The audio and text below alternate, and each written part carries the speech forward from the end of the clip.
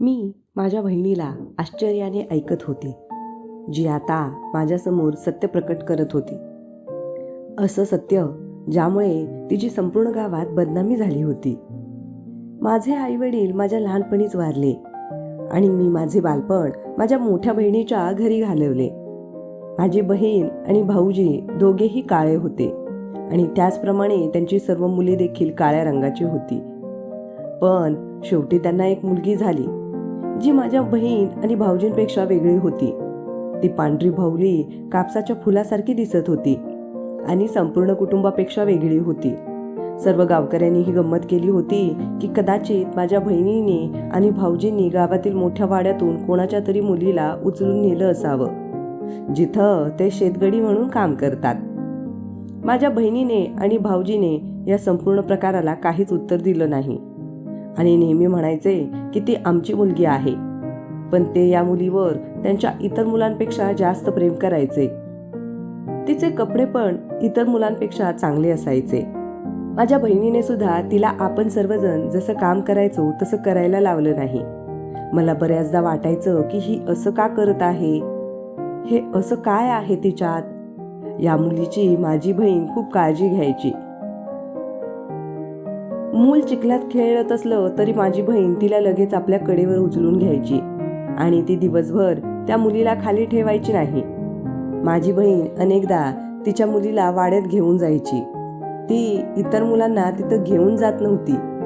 हळूहळू ती मुलगीही मोठी झाली आणि मी लग्न करून माझ्या सासरच्या घरी गेले. एकदा मी एक अतिशय विचित्र गोष्ट पाहिली की माझी बहीण विनाकारण रडत होती, जणू काही तिच्या जवळच्या व्यक्तीचा मृत्यू झाला आहे. मी 1000 वेळा विचारलं, पण तिनं मला काहीही सांगण्यास नकार दिला. तिच्या रडण्याने माझ्या मनात अनेक प्रश्न निर्माण केले होते. त्या दरम्यान मला आणखीन एक गोष्ट लक्षात आली की माझी बहीण तिच्या मुलीवर नाराज होऊ लागली होती. अजून काही दिवस गेले आणि एके दिवशी गावात खळबळ माजली.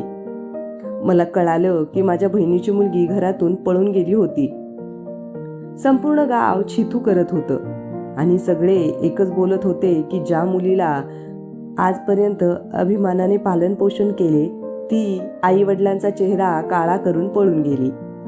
ही बातमी माझ्या कानावर पडताच मी धावत माझ्या बहिणीच्या घरी गेले. तिथे ती सतत रडत होती आणि नमिताला आठवत होती. भाऊजीही शरमेने मान खाली घालून उभे होते. पण एक गोष्ट माझ्या लक्षात आली होती. माझ्या बहिणीचा आणि भाऊजींचा चेहरा फिका पडला होता. जणू काही विचित्र घटना घडली आहे आणि ते लपवण्याचा प्रयत्न करत आहे.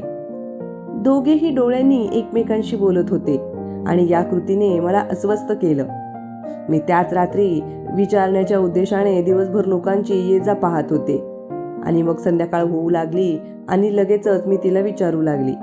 तेवढ्यात माझा नवरा मला घ्यायला आला होता, कारण माझ्या सासूबाईंची तब्येत ठीक नव्हती. त्यांना दवाखान्यात न्यावे लागणार होते. मग मी 1-2 दिवसात परत येईन असं सांगून तिथून निघाले आणि मग नंतर बोलूयात असं मी तिला म्हटलं. पण दुर्दैवाने दुसऱ्याच दिवशी माझ्या सासूबाई या जगातून निघून गेल्या आणि त्यांच्या अंतिम संस्कार आणि बाकीच्या प्रक्रियेला 10 ते 12 दिवस लागले. माझ्या प्रेमळ सासूबाईंचे जाणे दुःखदायक होते. त्यामुळे त्यांच्या जाण्यानंतर काही जबाबदाऱ्या माझ्या खांद्यावर येऊन पडल्या. मी माझ्या बहिणीबद्दलच्या सर्व गोष्टी विसरले होते आणि मी काही विचारू शकले नाही. माझी बहीण आजकाल थोडी काळजीत होती आणि भाऊजी पण खूप शांत झाले होते आणि ते दोघे अनेकदा फक्त रात्रीच बाहेर यायचे. माझ्या मनात पुन्हा एकदा शंका निर्माण झाली. मला वाटू लागलं की कदाचित माझ्या बहिणीचं काही चुकलं असेल किंवा त्यांच्या सोबत काहीतरी चुकीचं घडत आहे. जसजसे दिवस जात होते तसतसा माझा संशयही वाढत गेला आणि मग एक दिवशी नमिता परत आली. पण ती एकटी नव्हती. तिच्यासोबत असलेल्या मुलाला पाहून आम्ही सगळे थक्क झालो. आमच्या गावातील मोठ्या वाड्याचे हे छोटे मालक होते, ज्यांच्यावर त्या गावातील सर्व मुली मरत असत. त्याला पाहून या गावातील अर्ध्या मुली थांबायच्या. तो अतिशय देखणा, उंच आणि गोरा वर्णाचा होता. तो अनेकांच्या हृदयाचे ठोके होता. पण आम्हा सर्वांसाठी एक गोष्ट आश्चर्यचकित करणारी होती, ती म्हणजे छोट्या मालकाने पळून जाऊन लग्न का केले. तो एवढ्या मोठ्या कुटुंबातला होता की त्यांनी एकदाही कोणाला विचारले असते तर त्याने लगेचच आपल्या मुलीला दिलं असतं. नमिताला धाकट्या मालकासोबत पाहून ताईने डोक्यावर हात मारून घेतला आणि जोरजोरात ओरडू लागली, अरे नमिता, तू हे काय केलंस? या संपूर्ण जगात तुला हाच भेटला का? ताई आधी खुश झाली, पण जसं तिने छोट्या मालकाला पाहिलं तसं तिला चक्कर आली आणि ती चक्कर येऊन पडली. ती पडताच नमिता पुढे आली आणि ताईला सांभाळण्याचा प्रयत्न केला, पण भाऊजींनी तिला मागं सरकवलं. अख्खा गाव रडलेल्या डोळ्यांनी हे दृश्य पाहत होता. सर्वजण हेच म्हणत होते की आयुष्यभर ज्या हवेलीचे मीठ खाल्ले त्याची हिंमत पहा, डायरेक्ट तिथल्या छोट्या मालकासोबतच लग्न केलं. भाऊजींच्या सांगण्यावरून नमिता रडतच घरातून निघून गेली. तिच्या डोळ्यात अनेक अश्रू आले, ज्याने क्षणभर माझेही मन दुखी झाले. पण पुढच्या क्षणी मला माझ्या बहिणीच्या दयनीय अवस्थेचा विचार आला. बहिणीला बराच वेळ भान नव्हतं. जेव्हा सूर्य मावळत होता आणि संध्याकाळ होणार होती तेव्हा ताईचे डोळे उघडले आणि तिने पहिला प्रश्न विचारला, नमिता कुठे आहे? यावेळी भाऊजींनी उत्तर दिले की नमिताला आपण घरातून हकलून दिले. त्यावर बहिणीने भाऊजींकडे संशयास्पद नजरेने पाहिले आणि पुन्हा रडू लागली आणि सतत तेच बोललं जात होतं, नमिताचे वडील, आपण पाप केलं आहे. आपण काहीही करू शकलो नाही. आपण पाप केलं आहे. आपण खूप मोठं पाप केलं आहे. असं बोलत असताना माझी बहीण पुन्हा झोपी गेली आणि माझ्या मनाला ठेच लागली की माझ्या बहिणीने असा कोणता गुन्हा केला आहे ज्यामुळे ती अशी रडते. त्या रात्री मी माझ्या पतीकडून परवानगी घेतली आणि माझ्या बहिणीच्या घरी राहिले, जेणेकरून मला माझ्या बहिणीकडून संपूर्ण सत्य कळेल. कारण माझी 6वी इंद्रिय मला सांगत होती की माझी बहीण नक्कीच सर्वांपासून काहीतरी लपवत आहे. बहुतेक वेळ गावकरी येऊन माझ्या बहिणीची तब्येत विचारत राहिले आणि बहुतेक लोक म्हणाले की त्या मुलाचे घर खूप मोठे आहे, तुला याचा आनंद झाला पाहिजे. असा जावई सगळ्यांना हवा असतो आणि तुला राग येतोय. लोकांचं असं बोलणं ऐकून ताई पुन्हा रडायला लागली आणि डोक्यावर हात मारायला लागली. या कारणास्तव मी नंतर कोणाला घरी येऊ दिलं नाही. जो कोणी आला त्याला मी सांगायचे की माझी बहीण झोपली आहे आणि मी तिच्याजवळ बसून माझ्या लहानपणाबद्दल आणि माझ्या आईबाबांबद्दल बोलले. आम्ही दोघी बहिणी गप्पा मारायचो. गप्पा करत राहिले. मी माझ्या बहिणीच्या जवळ बसून जेवण बनवले. जेव्हा रात्र झाली तेव्हा माझी बहीण आधी झोपली आणि मी तिला झोपताना पाहत राहिले. मग रात्रीचे किती वाजले ते मला माहीत नाही, पण ताई खाटेवरून उठत असल्याचे पाहून मी सुद्धा डोळे मिटून पडून राहिले. मला फक्त ती काय करते आहे ते पाहायचे होते. जेव्हा ताईला खात्री झाली की मी झोपली आहे तेव्हा तिने खोलीत उपस्थितीत असलेल्या एका पेटीकडे पाहिले. तिने पेटीच्या जवळ बसून पदराला जोडलेल्या चावीने ती पेटी उघडली. मला अचानक आठवले की माझ्या बहिणीने मला ही पेटी कधीच उघडू दिली नव्हती. मी आता उठून बसले, पण आता ताईचं लक्ष माझ्यावरून गेलं होतं. ती पलीकडे पेटीतून काही वस्तू बाहेर काढत होती. मला नेहमी वाटायचं की ताई या पेटीत आपले दागिने ठेवत असेल, म्हणूनच तिने ती उघडली नाही. आणि आज मला उत्सुकता होती हे पण जाणून घ्यायचं, म्हणून मी गुपचूप सगळं बघत होते. बहिणीने एक एक करून वस्तू काढायला सुरुवात केली आणि त्या गोष्टी बघून मला धक्काच बसला. सर्वात आधी काही लहान कपडे होते जे खूप लहान मुलाचे होते. त्यानंतर कपड्यांचा आकार मोठा होत गेला. ते सर्व मुलींचे कपडे होते. त्यानंतर माझी बहीण खेळणी काढू लागली, काही प्लास्टिकची आणि काही मातीची. त्यानंतर चित्रांची पाळी आली. एक एक करून तिथं बरी चित्र होती. मी माझ्या मेंदूला चाच पडले तेव्हा मला दिसले की त्यातले काही नमिताचे कपडे होते जे तिने लहानपणापासून घातले होते आणि काही खेळणी सुद्धा तिच्या मालकीची होती. पण मी नमिता सोबतचे बाकीचे कपडे आणि खेळणी कधीच पाहिली नव्हती. त्यानंतर ताई जेव्हा फोटो बघू लागली तेव्हा सुरुवातीचे फोटो नमिताचे होते, पण नंतर दुसऱ्याचे फोटो तिथं होते. मी इतकी दूर बसले नव्हते की मी तिचा चेहरा पाहू शकत नाही, परंतु तरीही मला दुसरा चेहरा ओळखता आला नाही, जो मुलीचा होता. पण तिचे रूप मात्र माझ्या बहीण आणि भाऊजींसारखे होते आणि विशेष म्हणजे तिचा रंग देखील ताईंच्या इतर मुलांसारखा गडद होता. ताईने तिचा स्कार्फ तिच्या समोर जमिनीवर ठेवला आणि सर्व ठेवायला सुरुवात केली. त्यावरच्या गोष्टी एकामागून एक तिने त्यांचे चुंबन घेत होती आणि रडत होती. ताई आणि मग तिने एक बंडल बनवला. ती उठण्यापूर्वी मी लगेच खाली पडले. मला पाहायचे होते की ताई कुठे गेली. तिने गठ्ठा उचलला आणि अंगण ओलांडले. ज्या आत सर्व लोक झोपले होते. अंगणाबाहेर जाऊन ताईने गठ्ठा जमिनीवर ठेवला आणि त्यावर रॉकेल ओतले. त्यापूर्वी ती सर्व काही पेटून देईल मी लगेच पुढे होऊन तिचा हात धरला. मला पाहून ताईला धक्काच बसला. मी गाठोडं उचललं आणि ताईला घेऊन आत आले. तिला कॉटवर बसवलं आणि हातात पाण्याचा ग्लास ठेवला. आता डोकं टेकून बसलेली होती. जणू काही तिची गुपितं पकडली गेली होती. मी उठले आणि कोणीतरी जागे आहे का ते पाहण्यासाठी पुन्हा एकदा बाहेर पाहिलं. तेव्हा सर्वजण झोपी गेले होते.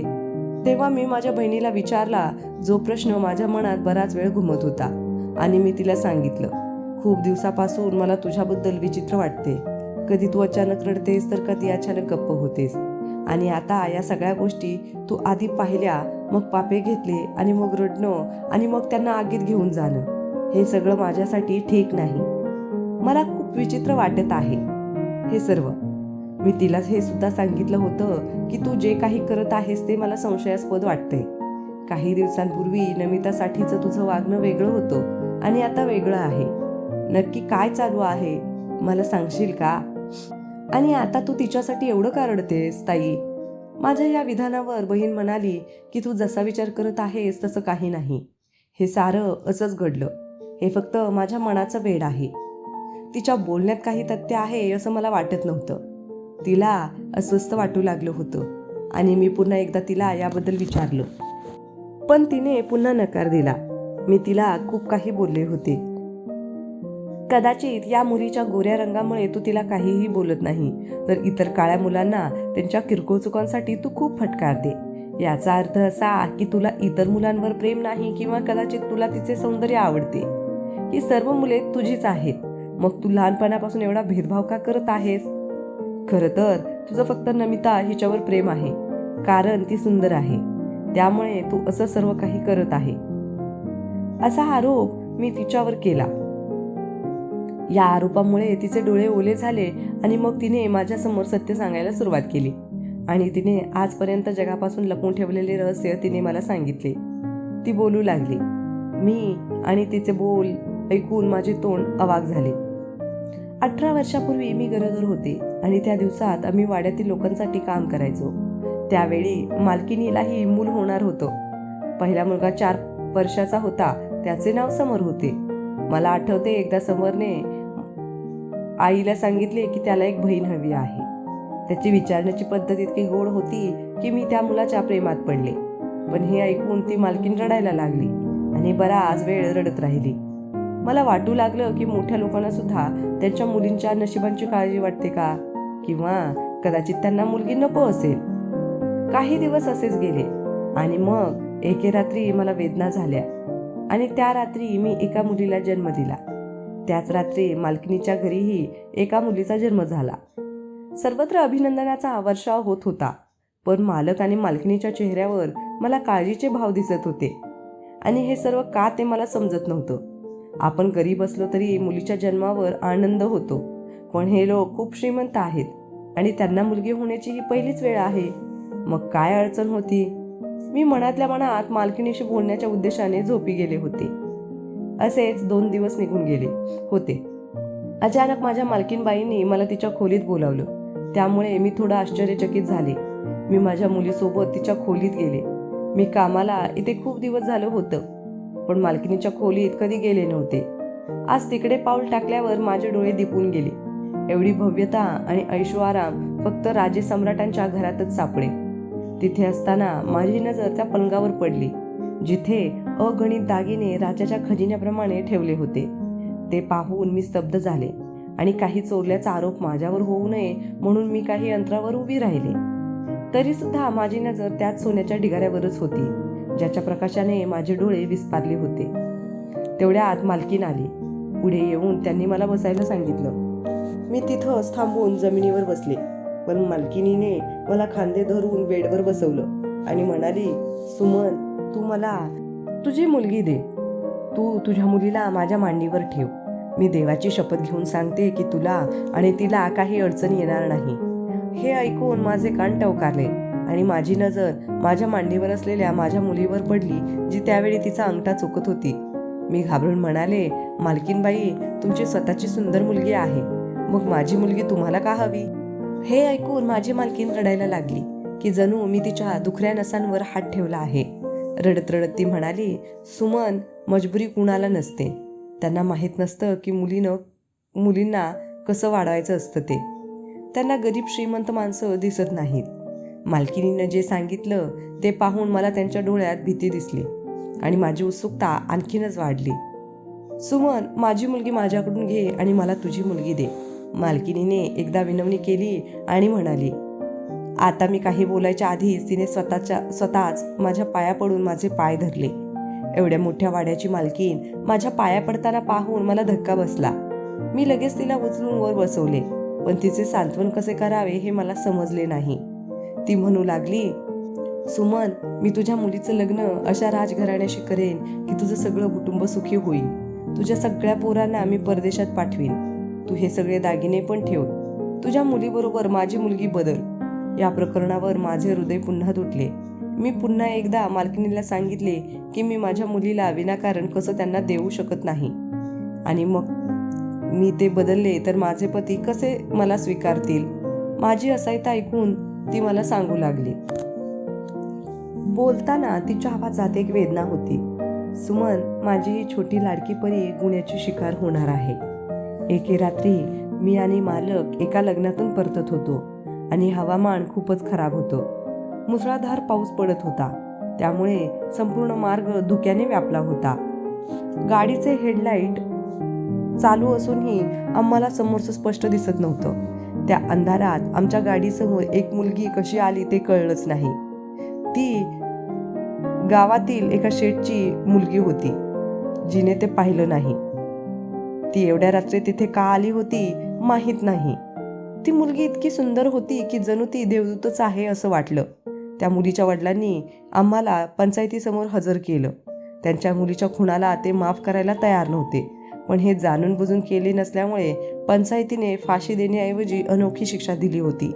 ती म्हणजे आमच्या सर्व मुलींचे वय 18 वर्षापेक्षा जास्त झाल्यावर तेव्हा त्यांच्यातील सर्वात सुंदर मुलीला शिक्षा दिली जाईल, आणि ती शिक्षा अशी होती की त्या मुलीचं लग्न थेट त्या शेठच्याच कोणत्याही मुलासोबत केले जाईल आणि ते तिला घेऊन जातील.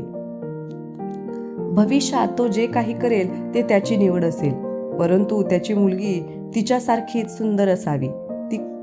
ते कुरूप मूल किंवा पैसा स्वीकारणार नाहीत, आणि आम्हाला एकच मुलगी आहे जी आधीच खूप सुंदर आहे.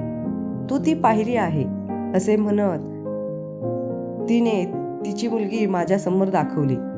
ती मुलगी खूपच सुंदर होती आणि आता याच मुलीला त्या शेठच्या घरी जावे लागणार होते. मी माझ्या मुलीकडे पाहिले आणि मला लगेच समजले की मालकीन माझ्या मुलीसाठीच का विचारत आहेत. या मुलीचा रंग देखील इतरांसारखा काळा होता. दुसरी गोष्ट म्हणजे तिचा चेहरा देखील अगदी सामान्य होता. तिच्यासमोर सर्व सुखसुविधा होत्या. मला माझ्या मालकिनीने मला जे वचन दिले होते की माझ्या मुलांचे भविष्य आणि माझ्या मुलीचे आयुष्य हे सर्व माझ्या डोळ्यांसमोर चमकू लागले आणि मी मुली बदलण्यास तयार झाले. ज्यावर मालकिनीचा चेहरा असा चमकत होता की जणू तिला कोणीतरी जीवनदानाचा परवाना दिला आहे. मालकीनबाईंनी माझ्या पिशवीत बरेच दागिने ठेवले आणि तिच्या मुलीलाही माझ्या पिशवीत ठेवले आणि आपल्या मुलीचे पटापट पापे घेतले. पण ती मुलगी एवढी नाजूक बाहुलीसारखी होती की तिला पाहून मी तिचं चुंबनही घेऊ शकले नाही.